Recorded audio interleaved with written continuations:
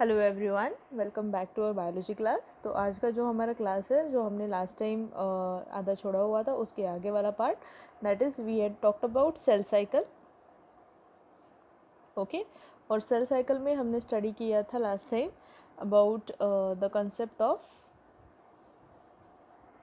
we had talked about the concept of the different phases which come under the cell cycle, जिसमें हमने उसके दो major phase देखे थे, that was interphase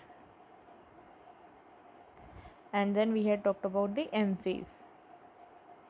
ठीक है, तो इंटरफेस के हमने तीन सेक्शन देखे थे कि ये तीन इसमें डिवाइड हो जाता है, that is called as the G1 phase, S phase और G2 phase. Okay, and then M phase को मैंने आपको बताया था, it is divided into different sections, that is there are 4 major sections जिनको हम बोलते हैं, first is prophase, metaphase, anaphase and telophase. ठीक है, इसके अलावा ये 4 फेजेस के अलावा इसको अगर हम मेजरली देखेंगे तो एम फेज को हम लोग डिवाइड करते हैं इनटू मेजर 2 सेक्शंस। ठीक है, जिसको फर्स्ट वाले सेक्शन को हम बोलते हैं दी कैरियोकाइनेसिस,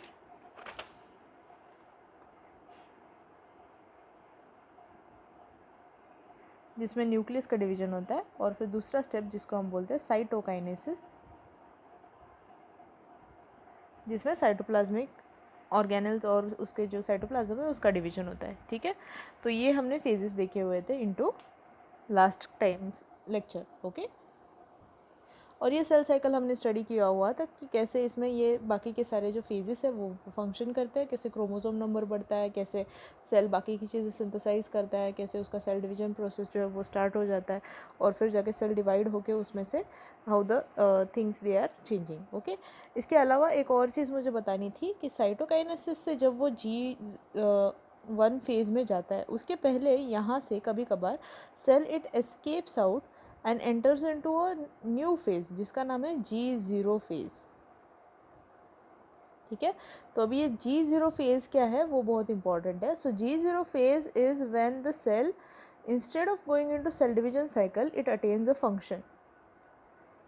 ठीक है, अब फंक्शन अटेन करता है मतलब क्या, जैसे हमने ऑलरेडी पढ़ा हुआ है, जब भी सेल कोई फंक्शन अटेन करता है then it attains a specific shape, it attains a specific size and it does that function for many जितना भी उसका लाइफ स्पैन है उतने लाइफ स्पैन के लिए ये पूरा उस टाइम के लिए ये फंक्शनिंग वही सेम फंक्शन करते जाता है। तो बहुत सारे बार G0 फेज़ में जाने के बाद सेल जो है it goes into an arrest phase, यानी इसके बाद में सेल डिवीजन स्टॉप्स। ओके, तो या फिर मोस्टली होता है cell division, but that it once it attains function तो वो उस फंक्शन को डेडिकेट हो जाता है, यानी कि वो फंक्शन ही वो लाइफ स्पैन में पूरी तरह से कम्प्लीटली एक ही फंक्शन करना शुरू कर देता है। So that phase is called as the G0 phase. Otherwise it goes into G1 phase, then it goes into S phase, then into G2 phase and again into M phase. Okay, so these are the different kinds of phases which occur into cell cycle. So today we are going to start with our first point, that is ये जो हमने cycles पढ़े हुए उसमें से first thing that is M phase में से, जिसको हम बोलते हैं द प्रोसेस ऑफ माइटोसिस, यानी कि एक काइंड ऑफ सेल डिवीजन है जो एम फेज में होता है। So M phase is mitotic cell division, हमने इसको ऑलरेडी डिस्कस किया हुआ है। तो माइटोसिस क्या है? सो माइटोसिस जो है it is a kind of cell division जिसका नाम दिया था फ्लेमिंग ने in year 1882। Okay, so name was given by Fleming in year 1882। ठीक है, इसको आपको याद रखना है। सो माइटोसिस जो है ये एक काइंड ऑफ सेल डिवीजन है, इसको हम लोग बहुत सारे बार सोमैटिक सेल डिवीजन भी बोलते हैं। सोमैटिक सेल्स जो है वो हमारे बॉडी के सभी बाकी जो सारे सेल्स है रिप्रोडक्टिव सेल छोड़ के, ओके, तो उनमें सब में जो सेल डिवीजन होता है that is called as the somatic cell division, that is mitosis. ठीक है, रिप्रोडक्टिव सेल में जो है वो हमेशा मियोसिस होता है, उसमें माइटोसिस नहीं होता है। So hence this is also called as the somatic cell division. Now ये mostly into plant cells like meristematic tissue में, एनिमल सेल्स में, या फिर बोन मैरो के सेल्स में, स्किन सेल्स में, नेल के सेल्स में, ये सभी सेल्स में ये काइंड ऑफ सेल डिवीजन होता है। ठीक है, इसको और एक चीज़ हम बोलते हैं, this is also called as the equational cell division, ठीक है। तो इक्वेशनल सेल डिवीजन मतलब क्या है?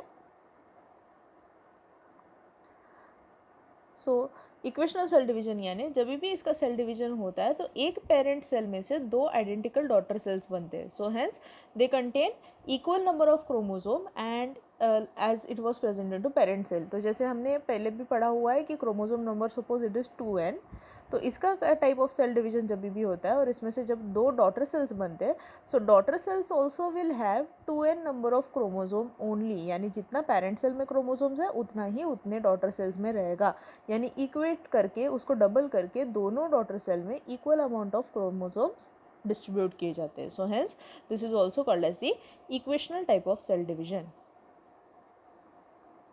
अब इस टाइप ऑफ सेल डिवीजन को, दैट इज माइटोसिस को, हम और डिटेल में पढ़ते हैं। तो सबसे पहला स्टेप जैसे हमने पहले भी डिस्कस किया, it is called as the karyokinesis, ठीक है। तो कैरियोकाइनेसिस में क्या होता है? तो कैरियोकाइनेसिस में सबसे पहला स्टेप होता है, उसको हम बोलते हैं प्रोफेज, ठीक है। तो प्रोफेज में क्या हो रहा है? Prophase is the phase in which firstly the nucleus जो है उसको हम सेग्रीगेट करना शुरू कर देते हैं, यानी न्यूक्लियस को हम लोग क्या करेंगे, उसके अंदर के क्रोमोसोम्स को हम लोग क्या करेंगे, we are going to condense them, okay. क्योंकि हमारे पास पहले जो है न्यूक्लियस जो है वो ऐसा कुछ होता है, जैसे हमने ऑलरेडी स्टडी किया, क्रोमैटिन नेटवर्क के फॉर्मेट में उसका सारा डीएनए प्रेजेंट है, उसमें न्यूक्लियस एंड न्यूक्लियोलस है, राइट। तो इस कंडीशन में प्रोफेज में हम क्या करने वाले हैं? सो प्रोफेज में फर्स्ट ऑफ ऑल सबसे पहले हम क्या करेंगे, ये जो न्यूक्लियस है उसका क्रोमैटिन थ्रेड का नेटवर्क को हम कंडेंसेशन करना शुरू कर देंगे इनटू क्रोमोसोम्स, ठीक है। तो क्रोमैटिन फाइबर्स को कंडेंस करने के लिए बहुत टाइम लगता है। So hence this is the longest phase of all the process of entire process of cell division, ठीक है। तो इसमें क्या क्या चीज़ें होती है वो हम डायग्रामेटिकली देखते हैं। तो प्रोफेज में सबसे पहले हमारा जो सेल है, ठीक है, तो the cell it starts undergoing the process of cell division. तो उसमें क्या होने लगता है, न्यूक्लियस जो है उसका, उसमें चेंजेस जो आते हैं वो मैं थोड़ा सा एनलार्ज्ड व्यू में ड्रॉ करती हूँ ताकि आपको समझ में आए। तो उसका जो क्रोमोसोमल मटेरियल है वो बनना शुरू हो जाएगा, उसके क्रोमैटिन नेटवर्क्स जो है वो कंडेंस होना शुरू हो जाएंगे, ठीक है। अभी याद रखो हमने लास्ट टाइम उसको इस फेज में क्या किया, नंबर बढ़ाया था, उसकी वजह से यहाँ पे क्या होना शुरू हो जाएगा, क्रोमैटिड्स जो है वो दो दो लगना शुरू हो जाएंगे, ठीक है। तो उसका न्यूक्लियोलस जो है वो भी थोड़ा थोड़ा डिसअपियर होना शुरू हो जाएगा और ये क्रोमोसोम्स जो है वो क्रोमैटिन नेटवर्क से बनना शुरू हो जाएंगे, ठीक है। सो इसको हम बोलते हैं early prophase, okay. Early prophase में क्या है, कंडेंसेशन स्टार्ट्स, ओके। तो अर्ली प्रोफेज है। और फिर इसका दूसरा स्टेप जो है जिसको हम बोलते हैं लेट प्रोफेज। लेट प्रोफेज में क्या होगा, जो अपना क्रोमोसोमल कंडेंसेशन है,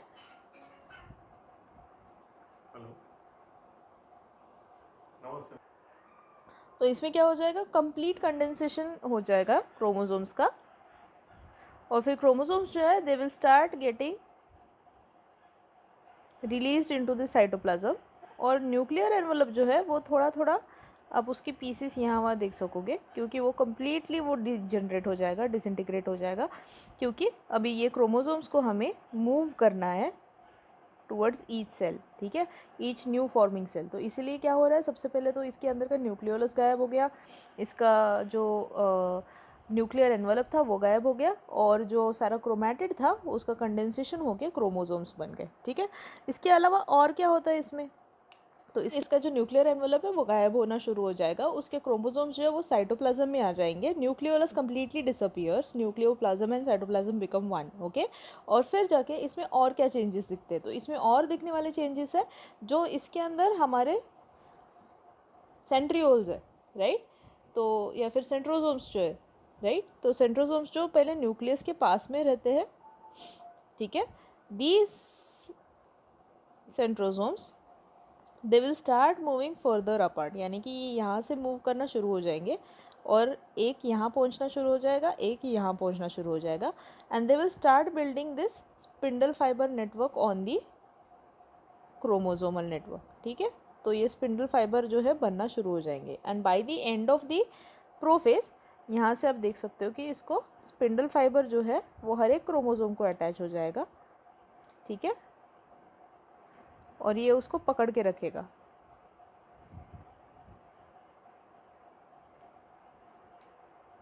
ओके, तो ये आ गया अपने सेंट्रोसोम 2 पोल्स के ऊपर, ठीक है। और ये दोनों पोल में जाके ये क्या कर रहे हैं अभी, अपने जो क्रोमोसोम्स हैं उनको पकड़ के रख रहे हैं, ठीक है।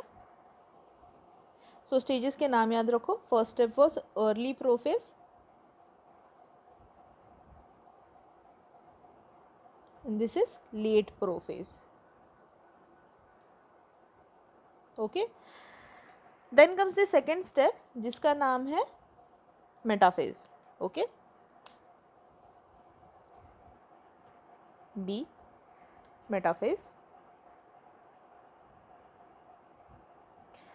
तो मेटाफेज में क्या होता है, जैसे ही क्रोमोसोम्स को सेंट्रोसोम्स ने पकड़ लिया है, यहाँ पे मैं इसके लेबलिंग कर देती हूँ, centrosomes, chromosomes, spindle fibres, okay, तो ये है उसके नाम। देन कमिंग टू मेटाफेज, तो मेटाफेज में क्या होगा, मेटाफेज में ये स्पिंडल फाइबर्स जो है इनका कंडेंसेशन स्टार्ट हो जाएगा, और ये लोग क्या करेंगे, जो क्रोमोसोम सेंटर में थे, जो साइटोप्लाज्म में डिस्पर्स्ड है हर जगह पे, तो इनको वो लोग इक्वेटर पे लाएंगे। इक्वेटर ऑफ अर्थ आपको पता है, राइट। इक्वेटर कहाँ होता है, सेंटर से जाता है जो प्लेट, ओके। तो वैसे ही सेल के सेंटर के प्लेट में, यानी कि यहाँ पे हमें हर एक क्रोमोसोम को ला के रखना है, ओके। सो इसका काम कौन करेगा, मेटाफेज में होगा। तो इसके काम में क्या होगा, जो अपने स्पिंडल फाइबर्स हैं वो खींचना शुरू करेंगे हर एक क्रोमोसोम को, और जैसे जैसे वो खींचेंगे तो उसकी वजह से क्या होगा, now chromosomes are centrally lined here like this, ठीक है। सो सभी क्रोमोसोम्स को हम क्या करेंगे, सेल के इक्वेटर पे लाके रखेंगे like this, and then after this इसके स्पिंडल फाइबर्स कैसे फंक्शन करते हुए देख लो। स्पिंडल फाइबर जो है वो एक्सटेंड करके इनको अच्छे से पकड़ के रखेंगे यहाँ पे। अभी इनको यहाँ पे बीच में ला के रखना क्यों ज़रूरी है, बिकॉज सेल जो है वो बीच से ब्रेक होके it is going to form 2 new cells, okay. तो इस कंडीशन में जो अपने क्रोमोसोम्स है वो दोनों पोल्स को जाने वाले, एक ये वाला पोल, एक ये वाला पोल। तो ये जब हम इसको यहाँ से बीच में से खींचने वाले हैं, तब इक्वल फोर्स इस तरफ से आना चाहिए और इस तरफ से आना चाहिए। तो इसी वजह से क्रोमोसोम्स को पहले सेंटर में ला के रखो, फिर इसको खींचना शुरू करो, ठीक है। तो ये फेज़ के लिए हम सबसे पहले तो क्रोमोसोम को क्या करें, सेंट्रली लाइन करके रखेंगे। So hence this occurs into metaphase, okay. इसके बाद आती है third phase, that is C, that is called as the anaphase. Anaphase में क्या होता है, एनाफेज में जैसे हमने सारे क्रोमोसोम्स को बीच में लाके रखा हुआ था, अभी ये क्रोमोसोम्स को हम लोग खींचना शुरू कर देंगे, ठीक है। तो जैसे ही एनाफेज आता है, क्रोमोसोम्स का सेंट्रोमियर से उसका ब्रेकिंग होता है, ओके। और एक सेल की तरफ एक क्रोमोसोम का पार्ट चला जाएगा, दूसरे सेल की तरफ दूसरा क्रोमोसोम का पार्ट जाना शुरू हो जाएगा। सो हेंस इक्वेटर से स्पिंडल फाइबर जो है उसका कंडेंसेशन होगा। कंडेंसेशन होने की वजह से ये ब्रेकिंग प्रोसेस टेक्स प्लेस, और जैसे ही इसका ब्रेकिंग प्रोसेस स्टार्ट हो जाता है, ये कंडेंसेशन प्रोसेस और स्पीडन अप हो जाती है, और स्पीडन अप होने की वजह से now the chromosomes will start moving towards the poles, right from equator they are been pulled towards the poles of the cell, ठीक है। तो यहाँ से जैसे ये स्पिंडल फाइबर अपना सेंट्रियोल है, तो सेंट्रियोल से निकला अपना स्पिंडल फाइबर कंडेंसेशन स्टार्ट कर देगा और इनको खींच लेगा। तो ये सेंट्रोमियर को ब्रेक करेगा और जाके एक क्रोमैटिड जो है विथ एक chromosome with single chromatid will start moving towards upwards, एक जाएगा टूवर्ड्स डाउनवर्ड्स, ठीक है। इसको बोलते हैं अर्ली एनाफेज। लेट एनाफेज में कैसे दिखेगा, यही सेम चीज़। लेट एनाफेज में अपने जो क्रोमोसोम्स है ये कुछ ऐसे दिखेंगे, क्योंकि हम इनको खींच रहे हैं तो उसके क्रोमैटिड जो है they will look as if they are trailing, उनके जो हाथ है as if they are trailing downwards, यानी कि इनको खींचने की वजह से उनके हाथ थोड़े से आगे लटक रहे हैं, ओके। तो ऐसे दिखेंगे ये chromosomes जाते हुए towards the pole of the cell.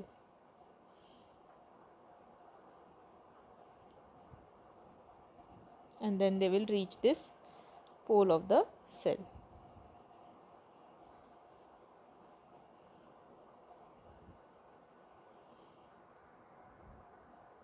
And this completes the early anaphase and late anaphase.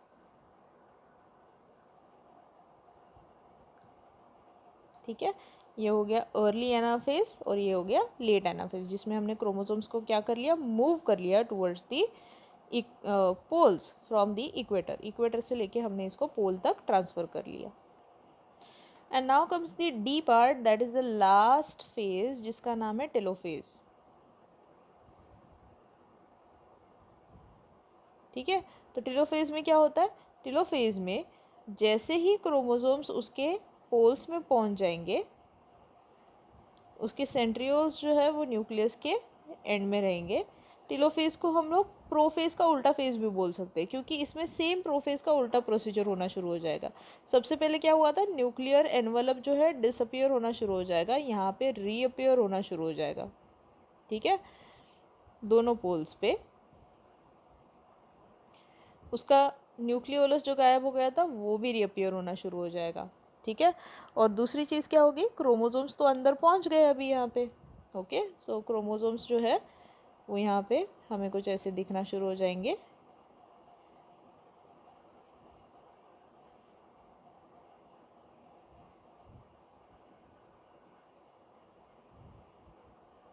Okay, chromosomes reappear हो जाएंगे यहाँ पे उसके न्यूक्लियस में.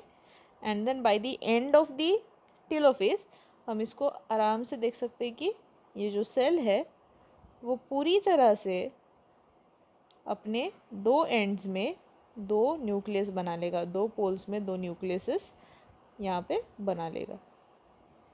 सो this ends with the first process of cell division, जिसका नाम है कैरियोकाइनेसिस. कैरियोकाइनेसिस में हमने देखो पहले एक न्यूक्लियस था, अभी उसमें से हमने क्या कर लिया है, we have produced 2 new nucleuses. ठीक है, तो यहाँ पे हमारे पास सिर्फ एक न्यूक्लियस था, एक न्यूक्लियस से हमने क्रोमोसोम्स बनाए, क्रोमोसोम्स को हमने रीअरेंज किया, रीअरेंज करके उनको इक्वेटर रीजन में लाया, इक्वेटर रीजन से उनको खींच के दो पोल्स पे ला लिया, पोल्स पे ला के हमने इनका न्यूक्लियस फॉर्मेशन करना शुरू कर दिया. और न्यूक्लियस फॉर्मेशन के बाद उनको क्रोमोसोम्स को डिसइंटीग्रेट करके क्रोमैटिन नेटवर्क में कन्वर्ट करके we have now produced 2 new nucleuses into this one single cell.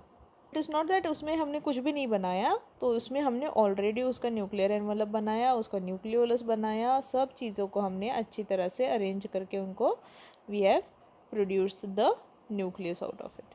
ठीक है, तो ये प्रोसेस जो है वो हमने ऑलरेडी कंप्लीट कर लिया. That is the first step of cell division which is called as the karyokinesis. After karyokinesis simple सा एक प्रोसीजर है जिसमें हम क्या करते हैं, जिसमें हमारे जैसे हमने स्टडी किया था ड्यूरिंग गोल्गी एपेरेटसिस, ER, ये लोग क्या करते हैं, they participate into the process which is called as the cytokinesis. ठीक है, तो साइटोकाइनेसिस में क्या होता है, जैसे ही न्यूक्लियसेस फॉर्म हो गए, साइटोप्लाज्म जो है वो कॉन्स्ट्रिक्शन बनाना शुरू कर देता है. And this constriction keeps on growing till they meet each other, and once they are met, इसका न्यूक्लियस तो एक बाजू में ऑलरेडी फॉर्मेशन हो गया था. ठीक है, तो जैसे ये कॉन्स्ट्रिक्शन अंदर फरो के फॉर्म में डीपन अप होते जाएंगे और फिर जाके सेल जो है वो साइटोप्लाज्म को भी डिवाइड करके. Okay, so these are the two nucleuses. जैसे जैसे फरो बढ़ते जाएगा, फरो बढ़ के it will keep on going going going inside and meet here. जैसे मीट हो जाएगा, हमें पता है साइटोप्लाज्म के एनवलप का फंक्शन क्या है, it can break at any point and join at any point. यहाँ से ब्रेकिंग हो जाएगा, ये सेल अलग, ये सेल अलग. So now at by the end of this we will get this one cell here and the second cell here. ठीक है, तो ऐसे करके अपने पास दो सेल्स बन जाएंगे from one single cell, that is 2 daughter cells from one single parent cell. तो ये है सारे procedures which take place into a cytokinesis and karyokinesis. इसके अलावा एक और चीज़ हमने पढ़ी हुई है, this is about the animal cell, जिसमें external membrane is cell membrane not nucleus. इसके अलावा भी हमने एक और चीज़ पढ़ी हुई है कि प्लांट सेल जो होता है उसमें रिजिड सेल वॉल प्रेजेंट होता है। तो इस कंडीशन में जैसे ही उसके दो न्यूक्लियसेस बन जाएंगे, एक इस तरफ और एक इस तरफ, तो इसमें बीच में से एक सेल प्लेट फॉर्म होना शुरू हो जाती है जो सेल को इस तरह से डिवाइड करती है। तो इसमें सेल प्लेट फॉर्मेशन होती है, ठीक है। इसको बोलते हैं सेल फरो फॉर्मेशन, ठीक है। सेल फरो वाला फॉर्मेशन होके सेल डिवीजन, सेल प्लेट होके cell division. So these are the two types of cytokinesis which take place inside a cell. तो इस तरह से हमने एक सेल से दो सेल प्रोड्यूस किए, जिसमें हमने क्या किया, सबसे पहले तो हमने उसका क्रोमोसोम नंबर कांस्टेंट रखा, 2n को हमने पहले 4n में कन्वर्ट किया, दैट इज़ इसके दो क्रोमैटिड्स वाले क्रोमोसोम बनाए। फिर एक सेल को हमने एक यहाँ से ब्रेक करके क्रोमैटिड दे दिया, दूसरे को एक क्रोमोसोम दे दिया। So hence 2n number of chromosomes एक सेल को चले गया, 2n नंबर ऑफ क्रोमोसोम दूसरे सेल को चला गया, and we have hence completed the entire process of mitosis, ठीक है। इसके अलावा माइटोसिस जो है ये नॉर्मली जो सारे सोमैटिक सेल में होता है उसमें तो होता ही है, बट इसके अलावा जब भी mitosis condition occurs into bacterial cell, तो बैक्टीरिया में एक ही क्रोमोसोम होता है, उसमें इतने सारे क्रोमोसोम्स नहीं होते। तो उस कंडीशन में या फिर कुछ कुछ सेल्स में, जो सेल्स ये प्रोसेस को रिप्रोडक्शन के लिए यूज़ करते हैं, तो उन सेल्स में this process is called as amitosis. Amitosis is whenever it is used for reproduction instead of doing cell division only, ठीक है। तो सेल डिवीजन हमेशा रिप्रोडक्शन करना ही नहीं होता है। सो सेल डिवीजन को जब भी हम रिप्रोडक्शन के लिए यूज़ करते हैं, that process is called as amitosis. आपको इतना ही याद रखना है कि amitosis is using mitosis for reproduction, जबकि माइटोसिस सिर्फ प्रोसेस जो है वो नॉर्मली सभी सेल्स में होती है, और उसमें ये प्रोसीजर देखी जाती है for producing new cells into a multicellular organism. These are the 4 steps: prophase, metaphase, anaphase, telophase, and last is cytokinesis. So this is all for today. I hope you have understood the class entirely. अगर आपको इसमें कुछ भी doubt होगा then you can go through your notes, और अगर इसके अलावा भी अगर आपको कुछ डाउट हो then you can contact me on my WhatsApp number. I will try and clear your doubts as soon as possible, okay. इसके साथ में ही मैं I will try and attach an animated video of this process that is mitosis, अगर आपको उसमें भी और अच्छे से ये समझ में आ जाएगा, ठीक है। So I hope this is clear to your. Mitosis में अगर आपको कुछ भी डाउट है then please take out your time and ask. I'll try and clear it as soon as possible. Okay, so this is one of the most important things to learn. Mitosis अगर समझ में आता है तब जाके meiosis और easily समझ में आता है. So hence पहले ये प्रोसीजर अच्छे से समझ लो, माइटोसिस में क्या क्या हो रहा है, एंड रिकॉल कर लेना सेल साइकिल में क्या क्या हुआ था, इंटरफेस के स्टेप्स और उसके डिफरेंट चीज़ें, और उसके बाद में आप इसको स्टडी कर लेना, तो meiosis आपको और easily समझ में आएगा. Okay, so till then, see you, take care. Mitosis. In this module, you will learn about mitosis. Mitosis is a process of cell division that makes possible regeneration of body parts. To elaborate, mitosis is the separation of nuclear chromosomes into 2 identical daughter nuclei. It is divided into 4 key phases: prophase, metaphase, anaphase, and telophase. An additional phase called cytokinesis occurs after the complete nuclear division. Before a dividing cell enters mitosis, it undergoes a period of growth and rest. This period is called interphase. In interphase, the genetic material of a cell increases. Prophase. During prophase, the chromatin condenses and becomes short and thick to form chromosomes. Each chromosome has 2 sister chromatids joined together at the centromere. The nucleolus disappears and the nuclear membrane starts to break down.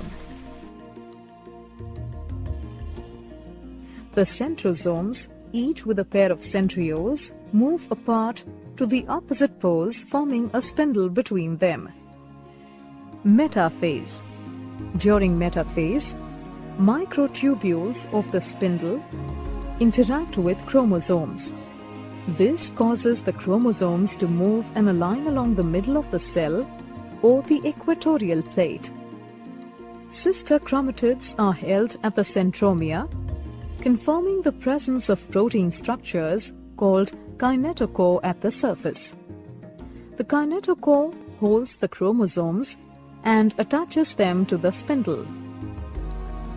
Anaphase.